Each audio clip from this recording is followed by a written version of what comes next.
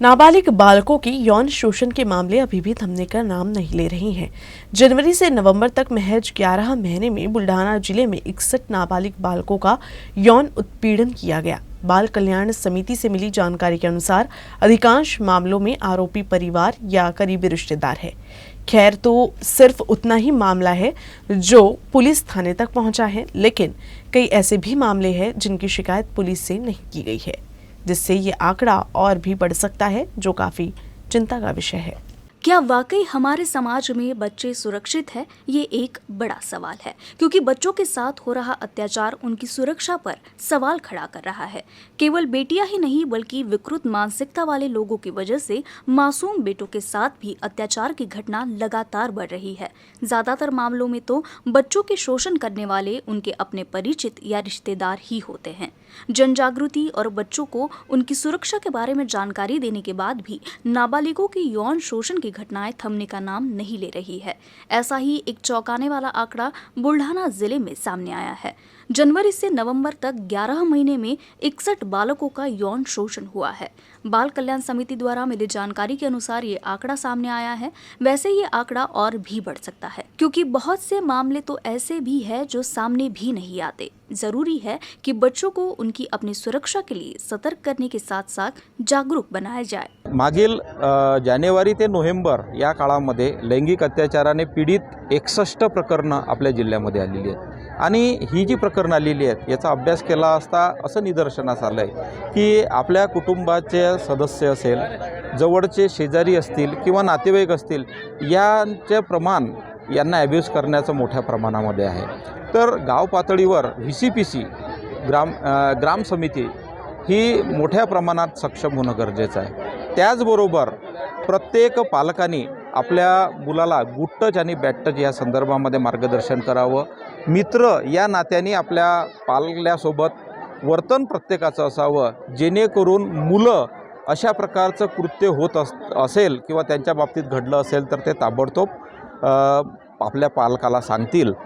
आणि जर अशा प्रकारची घटना आपल्या आजूबाजूला परिसरामध्ये घडत असेल तर याबाबत आपण जिल्हा महिला बाल विकास अधिकारी कार्यालयाशी त्वरित संपर्क साधावा, जेणेकरून त्यांना पुनर्वसनाचं काम हे शासनाच्या वतीने केले जाते। सरकार ने एनसीपी के प्रदेश अध्यक्ष जयंत पाटिल को नागपुर में शीतकालीन सत्र के दौरान निलंबित कर दिया है।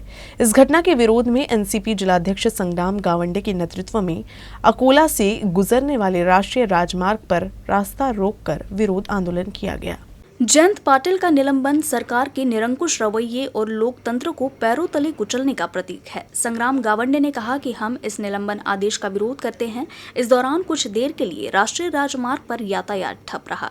इस मौके पर पूर्व पार्षद पंकज गावंडे, प्रदेश सरचिटनीस करण दौड़, जयंत कड़ू, अभिजीत शिंदे, अरुण कड़ू, किशोर राजूरकर, राजू धोटे, विवेक खुले, राहुल खेड़कर, योगेश गावंडे, शुभम राउत, श्याम कोहर, कपिल राठी, गजू पावसाले, विशाल नागे, दादू पावसाले, अर्जुन दौड़, रोहित ठाकरे, पविन गाने, छोटू ठाकरे, चिंटू चौधरी, बंटी वाटूरकर, आनंद ठाकुर, स्वप्निल धाटे, अंकुश वाटूरकर, प्रेम गावंडे, तेजस धरने, शुभम चिट्टे आदि मौजूद थे। एनसीपी विधायक जयंत पाटिल के निलंबन के खिलाफ बुल्ढाना जिले में एनसीपी द्वारा रास्ता रोको आंदोलन किया गया। इस आंदोलन की वजह से मार्ग पर घंटों यातायात ठप रही। शीत सत्र के दौरान राष्ट्रवादी कांग्रेस पार्टी के प्रदेश अध्यक्ष जयंत पाटिल के निलंबन से बुल्ढाना जिले में राष्ट्रवादी कांग्रेस पार्टी आक्रामक हो गई है। पार्टी के नेताओं ने इस फैसले के खिलाफ रास्ता रोको आंदोलन किया। इस आंदोलन में पार्टी के पदाधिकारी और कार्यकर्ता मौजूद थे। इस आंदोलन की वजह से मार्ग पर कुछ देर के लिए यातायात बाधित रहा।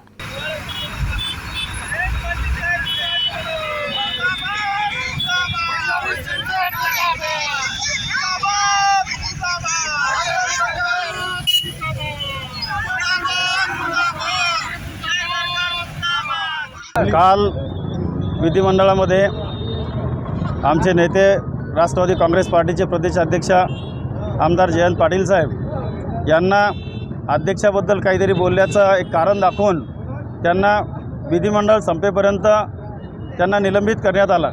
खरं म्हणजे या विधिमंडळामध्ये शेतकरी, कष्टकरी यांचे जे प्रश्न आहे ते प्रश्न कोणी मांडू नये, त्या तद्वतच सीमावादाचा जो चाललेला वाद आहे त्यावर कोणी बोलू नये, ही भावना खरं म्हणजे या सरकारची आहे।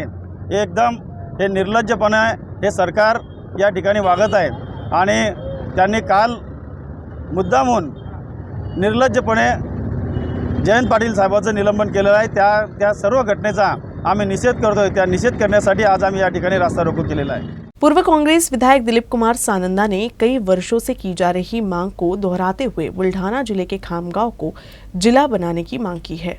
बुल्ढाना को एक जिला घोषित किया गया। बुल्ढाना जिले को 13 तहसीलों में विभाजित किया गया है। जिले में घाट के नीचे 6 तहसील और घाट के ऊपर 7 तहसील है। खामगांव में बड़ी MIDC है और बड़ी कंपनियां भी। खामगांव में कई महत्वपूर्ण कार्यालय भी स्थापित किए गए हैं।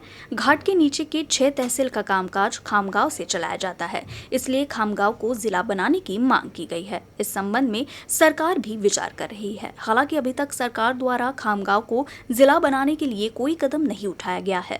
नागपुर में शीतकालीन सत्र चल रहा है। इस बीच कांग्रेस के पूर्व विधायक दिलीप कुमार सानंदा ने खामगांव को जिला बनाने की मांग की है।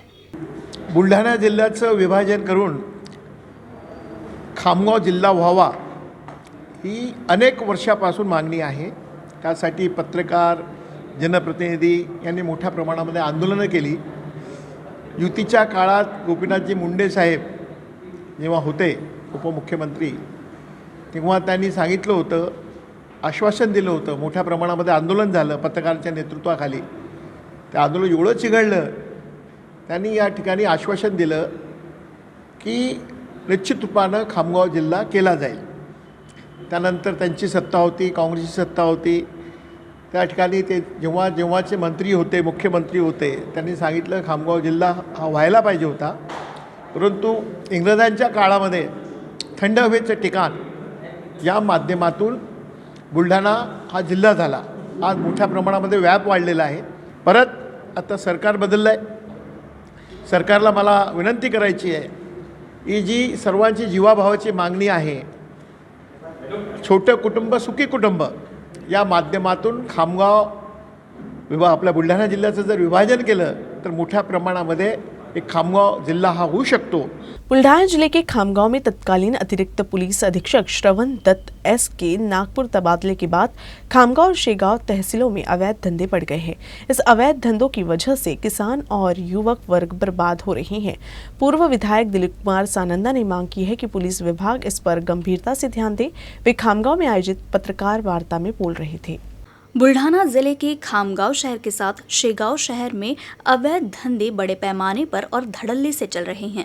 कांग्रेस शहर अध्यक्ष सरस्वती खास ने तहसील अध्यक्ष मनोज वानखेड़े और शेगांव तहसील अध्यक्ष विजय कटोले सहित कांग्रेस का एक प्रतिनिधिमंडल 19 दिसंबर को अतिरिक्त पुलिस अधीक्षक अशोक थोरात से मिला और अवैध कारोबार बंद करने की मांग की। इस दौरान अपर पुलिस अधीक्षक अशोक थोरात ने 2 दिनों के अंदर चल रहे अवैध धंधों को बंद करने का आश्वासन दिया था, लेकिन अवैध कारोबार करने वालों पर पुलिस ने अब तक कोई कार्रवाई नहीं की। दिलीप कुमार सानंदा ने प्रेस वार्ता में आरोप लगाया कि खामगांव और शेगांव तहसील में अवैध धंधे बड़े पैमाने पर है और इन धंधों को बंद करने के बजाय कुछ भ्रष्ट पुलिस अधिकारी और कर्मचारी हफ्ता वसूलने में लगे हुए हैं। उन्होंने पत्रकार वार्ता में मांग की कि वरिष्ठ जन इस गंभीर मामले पर ध्यान दे और खामगांव व शेगांव में चल रहे अवैध कारोबार पर रोक लगाए। इस दौरान सानंदा ने चेतावनी दी कि अगर इन अवैध कारोबारियों के खिलाफ कार्रवाई नहीं की गई तो मुख्यमंत्री व उप मुख्यमंत्री के सभागार के सामने धरना प्रदर्शन करेंगे। ठिकाणी नावानिशी यादी पोलीस स्टेशनला दिलेली आहे, सर्व पत्रकार बांधवांना दिलेली आहे। हे सर्व धंदे आज मोठ्या प्रमाणामध्ये सुरू आहेत। विशेषतः हे धंदे जर बंद झाले नाही तर सर्वप्रथम डफळे बजाव आंदोलन, त्यानंतर गाव बंद, त्यानंतर महिलांचं सामूहिक धरणे आंदोलन, हे जर इथं बंद झालं नाही तर उपमुख्यमंत्री, मुख्यमंत्री यांच्या दालनासमोर डफळे बजाव आंदोलन हे निश्चित रूपाने केलं जाईल। खामगाव शहरामध्ये जे अवैध धंदे चालू आहे त्यामुळे अनेक लोकांचे संसार उद्ध्वस्त झालेले आहे। माझ्या माता भगिनी दिवसभर काम करतात, रोजगार कमवतात बिचारा, त्यांचे घरचे लोकसुद्धा मोलमजुरी करून पैसे आणतात आणि त्या अशा विविध अवैध ठिकाणी ते पैसे जातात। त्यांच्या घरामध्ये होणारे कलह, त्याच्यामुळे होणारे भांडणं, त्याच्यामुळे होणारी विकोपा, त्यांच्या कुटुंबाची परिस्थिती ती दैनंदिन आहे। यासाठी मी सर्व खामगाव शहरातल्या सगळ्या नागरिकांना आव्हान करते की तुमच्याकडे जर काही व्हिडिओ क्लिप, काही तुम्हाला असलेली माहिती असेल तर ते आम्हाला द्या, जेणेकरून गोरगरिबाचे संसार वाचवण्यात सुलभ होईल। बुल्ढाना जिले में पिछले 40 वर्षों से फासे पारधी समुदाय वन भूमि पर अतिक्रमण कर उन पर फसल उगाकर इससे अपनी आजीविका चला रही है। वन विभाग द्वारा इन अतिक्रमणों को हटाने की प्रक्रिया चल रही है, इसीलिए इन सभी अतिक्रमणकारियों के वन दावे लंबित है। फासे पारधी समुदाय ने मांग की है कि जब तक निर्णय नहीं हो जाता तब तक अतिक्रमण नहीं हटाया जाए। इस मांग को लेकर स्वाभिमानी किसान संघ के नेता रविकांत तुपकर ने फासे पारधी समाज के साथ उप वन संरक्षक के कार्यालय में जाकर मांगों का निवेदन पेश किया। अनुसूचित जमातीच्या फासे पारधी समाजाच्या लोकांनी वन विभागामध्ये ज्या काही अतिक्रमणामध्ये 35-40 वर्षापासून जमिनी काढलेल्या आहेत, त्या जमिनी त्यांच्या ताब्यात राहिल्या पाहिजे आणि त्यांच्यावर कुठल्याही प्रकारची कारवाई होऊ नये अशा पद्धतीची मागणी आज आम्ही या सगळ्या शिष्टमंडळांनी DFO साहेबांकडे या ठिकाणी केलेली आहे। आणि एक तर हा फासे पारधी समाज अत्यंत गरीब समाज आहे, अनुसूचित जमातीतला, यांच्याकडे कुठलंही साधन जगण्याचं नाहीये। त्यामुळे या समाजाला शिक्षणाच्या प्रवाहात सुद्धा आणलं गेलं पाहिजे आणि या समाजाला बाकी समाजाच्या प्रवाहाबरोबर सुद्धा आणलं गेलं पाहिजे अशी आमची भूमिका आहे। म्हणून त्यांचं जे काही उदरनिर्वाहाचं साधन या ठिकाणी आहे शेतीचं, ही शेती त्यांची काढून घेण्यात येऊ नये आणि त्यांना संरक्षण सरकारने द्यावं अशा पद्धतीची मागणी आज या ठिकाणी आम्ही केलेली आहे। आम्ही गेल्या 35-40 वर्षापासून वन जमीन अतिक्रमण केलेली आहे। या जमिनीमध्ये आम्ही दरवर्षीप्रमाणे मशागत करतो आणि त्याच्यामध्ये ट्रॅक्टरांनी मशागत करतो। दरवर्षीप्रमाणे आम्ही गहू, हरभरा, सोयाबीन, कपाशी, तूर असे सुद्धा आमचे पीक आहे। या समाजाला भीक मागण्यासाठी कुठे गेले त्यांना पोलीस अरेस्ट करतात आणि कुठे जर शिकार धंद्याला गेले फॉरेस्टवाले अरेस्ट करतात। तर आम्हाला पारंपरिक व्यवसाय जो सांगितला फासे पारधी समाजाचा हा व्यवसाय शिकारीचा होता, ती शासनाने बंदी घातल्यामुळे आमच्यावर उपासमारीची वेळ आली आहे। आमच्या मुलांना शिक्षणापासून वंचित आहे, नोकरीपासून वंचित आहे। तर आम्हाला जमीन नाही, आम्हाला काही नाही, कोणत्या शासनाची योजना नहीं, तो आम्ही जगावं कसं? कोरोना के प्रकोप को फिर से फैलने से रोकने के लिए स्वास्थ्य प्रशासन अलर्ट है। बुल्ढाना जिले के जिला सर्जन डॉक्टर नितिन तड़स ने नागरिकों से कोरोना के त्रिसूत्री नियमों का पालन करने की अपील की है। कोरोना की नए वेरिएंट से निपटने के लिए बुल्ढाना स्वास्थ्य प्रशासन अलर्ट हो गया है। सबसे महत्वपूर्ण बात यह है कि बुल्ढाना जिले में सबसे ज्यादा टीकाकरण हुआ है। ऑक्सीजन जनरेशन प्लांट और 11 स्थानों पर ऑटो टैंक स्थापित किए गए हैं, जिसमें 2530 जंबो सिलेंडर के साथ अधिक ऑक्सीजन संग्रहित किया जा सकता है और 45 ड्यूरा सिलेंडर, 1580 रेमडेसिविर इंजेक्शन के साथ अन्य दवा का स्टॉक के साथ उपलब्ध है। कोरोना की पिछली लहर में जिले में 16 मैट्रिक टन ऑक्सीजन की आवश्यकता थी। इस संबंध में वर्तमान में स्वास्थ्य विभाग ने 105 मैट्रिक टन ऑक्सीजन की तैयारी की है। इसके अलावा जिले में 3 अलग अलग कोविड अस्पताल है और बच्चों के लिए 2 जगहों पर छोटे छोटे कोविड अस्पताल बनाए गए हैं। लिहाजा कोरोना की आने वाली लहर को रोकने के लिए स्वास्थ्य प्रशासन अलर्ट है, लेकिन फिर भी नागरिकों से कोरोना की त्रिसूत्रीय नियमों का पालन करने की अपील जिला सर्जन डॉक्टर नितिन तड़स ने दी है। कदाचित जर तो कोरोना बुलढाणा जिल्ह्यामध्ये आला तर आपण काही काळजी करायची गरज नाही आहे, कारण आपल्याकडे चीनच्या मानाने कोविडचं लसीकरण अत्यंत उत्कृष्टपणे केलेले आहे। त्यामुळे लोकांमध्ये कोरोनाविरुद्धची प्रतिकारशक्ती कंपेअर्ड टू चायना अतिशय चांगली आहे। नंबर 2, आपण येणाऱ्या लाटेकरता तयारी करून ठेवली आहे। त्याच्यामध्ये आपण 11 ऑक्सिजन जनरेशन प्लांट इथे उभारलेले आहेत वेगवेगळ्या ठिकाणी। ज्या ठिकाणी जास्त पेशंट ॲडमिट होत होते, ज्या ठिकाणी जास्त ऑक्सिजन लागत होते, अशाच ठिकाणी आपण ऑक्सिजन जनरेशन प्लांट 11 ठिकाणी केलेले आहेत। तसंच 11 ठिकाणी आपण O2 टँकसुद्धा उभारलेले आहेत। याच्यामध्ये आपण O2 बाहेरून मागून त्याच्यामध्ये त्याची साठवून ठेवू शकतो। आपल्याकडे आता 2530 ड्युरा सिलेंडर आहेत आणि 2530 आपल्याकडे जम्बो सिलेंडर आहेत आणि 45 ड्युरा सिलेंडर आहेत। त्यामुळे ऑक्सिजन साठवून ठेवण्याइतकी आपली कॅपॅसिटी पूर्वीपेक्षा निश्चितच कित्येक पटींनी वाढलेली आहे। तसंच लहान मुलांकरता पेडियाट्रिक ICU 42 बेडचं 2 ठिकाणी शेगाव आणि बुलढाण्यामध्ये आपण कार्यान्वित केलेलं आहे। त्यामुळे यावेळेस निश्चितच आपण तयारीत आहोत आणि चीनसारखी परिस्थिती आपल्या बुलढाण्यात होणार नाही असं मला आशा आहे। मी असं आवाहन करेल की अजूनही कोरोना गेलेला नाही आहे, त्यामुळे सगळ्यांनी कोरोना अप्रोप्रिएट बिहेवियर पाळायची फार गरज आहे। ब्रेकअप होने के बाद बाबुलगांव के एक युवक ने व्हाट्सएप स्टेटस रखा और ट्रेन के सामने कूदकर आत्महत्या कर ली। बोरगांव मंजू पुलिस ने इस मामले में आकस्मिक मौत का मामला दर्ज किया है। बाबुलगांव निवासी 24 वर्षीय अक्षय गणेश शिरसाट ने ब्रेकअप के बाद अपनी गर्लफ्रेंड के लिए व्हाट्सएप पर स्टेटस रखा और चलती ट्रेन के आगे कूदकर आत्महत्या कर ली। बोरगांव पुलिस ने शव को पोस्टमार्टम के लिए सामान्य अस्पताल भेज दिया। अक्षय की आत्महत्या से उसके परिवार के साथ साथ दोस्तों को भी गहरे सदमे में डाल दिया है। बुल्ढाना जिले के मेहकर तहसील की डोनगांव स्थित स्टेट बैंक की शाखा से पैसे निकालने गए व्यक्ति की अज्ञात आरोपियों ने अकाउंट से 50,000 रुपए नकद चुरा लिए। बुल्ढाना एलसीबी की टीम ने सीसीटीवी फुटेज के आधार पर आरोपियों को गिरफ्तार कर लिया है। मेहकर तहसील के नागापुर के दामोदर खंडारे जो डोनगांव स्टेट बैंक की शाखा के ऋण खाते से पैसे निकालने गए थे। इसी बीच अज्ञात आरोपी ने कैश काउंटर से 50,000 रुपए लूट लिए। घटना 14 दिसंबर 2022 को 3 बजे के दौरान हुई। इस मामले में अज्ञात आरोपी के खिलाफ डोनगांव थाने में मामला दर्ज किया गया था। बुल्ढाना एलसीबी की टीम ने सीसीटीवी फुटेज के आधार पर आरोपी दानिश अकील शेख को गिरफ्तार करने में सफलता हासिल कर ली। साथ ही आरोपी के पास से 50,000 रुपए भी बरामद किए गए हैं। अकोला शहर में विकास कार्यों के लिए सरकार द्वारा स्वीकृत 19 करोड़ 50 लाख रुपए में से मनपा निर्माण विभाग द्वारा जारी टेंडर में दमनकारी शर्तें शामिल किए जाने से ठेकेदारों में काफी नाराजगी है। मनपा को विकास कार्यों के लिए राज्य सरकार से स्वर्ण जयंती नगरोत्थान अभियान के तहत 9 करोड़ रुपए और गैर दलित बस्ती सुधार योजना के तहत 7 करोड़ 50 लाख रुपए की राशि प्राप्त हुई है। स्वर्ण जयंती नगरोत्थान अभियान में प्राप्त धनराशि में से 30% के अनुसार नगर निगम को 2 करोड़ 10 लाख रुपए का वित्तीय हिस्सा जमा करना होगा। इसके मुताबिक नगर निगम ने 18 करोड़ 60 लाख रुपए के विकास कार्य के टेंडर जारी कर दिए हैं। इस बीच निर्माण विभाग की नियम व शर्तों को देखते हुए छोटे ठेकेदार बौखला गए हैं। प्रशासन ने सीमेंट की सड़कों, डामर सड़कों और नालों के सभी कार्यों को मिलाकर टेंडर प्रकाशित किए। सभी विकास कार्यों को एकीकृत करने से उनकी लागत में भारी वृद्धि हुई है। साफ है कि ये सारे काम बड़े ठेकेदार के पास जाएंगे। परिणाम स्वरूप एसोसिएशन में आंतरिक रोष बढ़ता जा रहा है। अकोट तहसील में कावसा बुद्रुक में आपूर्ति निरीक्षक और सहकर्मी को सूचना मिली कि ट्रक में भरकर 1300 क्विंटल राशन चावल कालाबाजारी के लिए ले जाया जा रहा है, जिसके बाद उन्होंने कार्रवाई करते हुए चावल को जब्त कर लिया। इस मामले में आरोपी ट्रक छोड़कर फरार हो गया। दहीहांडा पुलिस ने मामला दर्ज कर लिया है। आपूर्ति निरीक्षक रविंद्र यन्नवार की शिकायत के मुताबिक शाम के दौरान उन्होंने सरकारी अस्पताल के पास एक 4 पहिया वाहन खड़ा देखा। उन्हें जानकारी मिली कि इसमें राशन का अनाज है। खड़े ट्रक की जांच करने पर ट्रक में 40 किलो चावल के 26 बोरे मिले।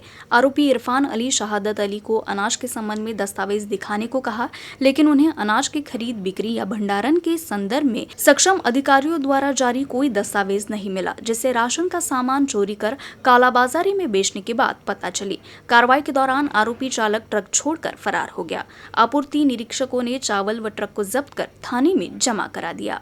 सिजेरियन के दौरान डॉक्टरों की लापरवाही से महिला की मृत्यु होने का आरोप लगाते हुए महिला के परिजन अकोला जिला अस्पताल पहुंचे और चिकित्सा अधीक्षक से अपना गुस्सा कर कार्रवाई की मांग की। व्याला की सुनीता वानखेड़े का कुछ महीने पहले जिला महिला अस्पताल में सीजर हुआ था। इस दौरान डॉक्टरों की लापरवाही से उनकी मृत्यु होने का महिला के परिजनों ने आरोप लगाया है।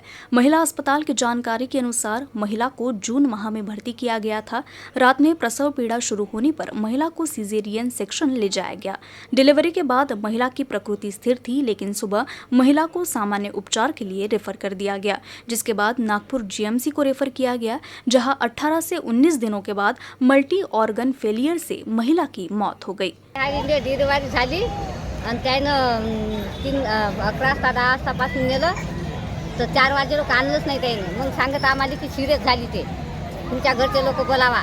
मग आम्ही म्हणतो की आता घरचे लोक कसे काय येतील म्हणलं, ते गाड्या नाही गोळ्या नाही म्हटलं, त्यानं सांगलंच नाही म्हटलं आम्हाला सिरियस होईल। आता म्हटलं तर ते गोट नाही देत, आमच्याच्यानं झालं नाही म्हणत ते असं सांगलं। डिलिव्हरी झाली, त्या बाईची तब्येत सिरियस आतमध्ये असल्यावर या लोकांनी पटकन सांगितलं नाही। सिरियस झाल्यानंतर सांगितलं की या बाईला लवकर आता तुम्ही नागपूर हलवा। नागपूरला न्यायसाठी मेन हॉस्पिटलला नेलं। मेन हॉस्पिटलमधून नागपूरला नेलं तरी तिथे जाऊन त्या बाईची काही काळजी घेतली नाही। ती मरण पावली। तिला 1 महिन्याचं बाळ आहे, आता 6 महिने झाले तरी या लेडी हार्डिकवाल्यांनी त्या बाईची काळजी घेतली नाही आणि तिला मदत पण केली नाही। कोणी विचारायला तयार नाही। कठीण परिस्थिती त्या लोकांची असून 50-50, 100-100 रुपये जमा करून त्या बाळाला दुधासाठी जमा करतात आणि बाळाला दूध पाजतात. अशी त्या लोकांची परिस्थिती असून लेडी हेडिंगवाले डॉक्टर ते काही त्या बाईची केअर घेत नाही. इथं किती वेळ येऊन आम्ही विचारपूस केली की साहेब आम्हाला काहीतरी मदत करा, पण त्या लोकांनी आम्हाला मदत केली नाही. आता काय जून महिन्यामध्ये ॲडमिट झाली होती आणि त्याच्यानंतर तिचं इमर्जन्सीमध्ये आपल्याला सिझर करावं लागलं, कारण तिची पहिलं पण सिझरियन प्रसूती होती आणि रात्री तिला कळा सुरू झाल्यामुळे आपण इमर्जन्सी तिला सिझरियन शस्त्रक्रियेकरिता घेतलं होतं.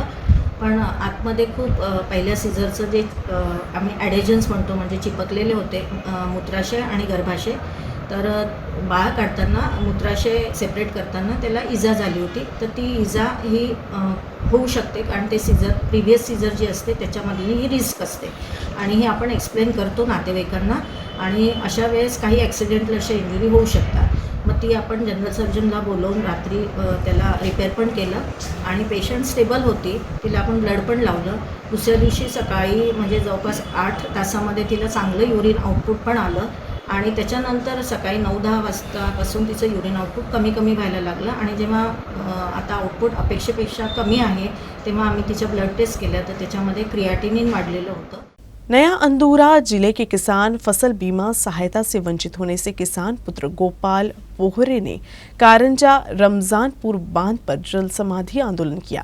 लगभग 2 घंटे पानी में आंदोलन के बाद नायाब तहसीलदार द्वारा पालक मंत्री के साथ एक बैठक तय करने का लिखित आश्वासन देने के बाद आंदोलन वापस ले लिया गया.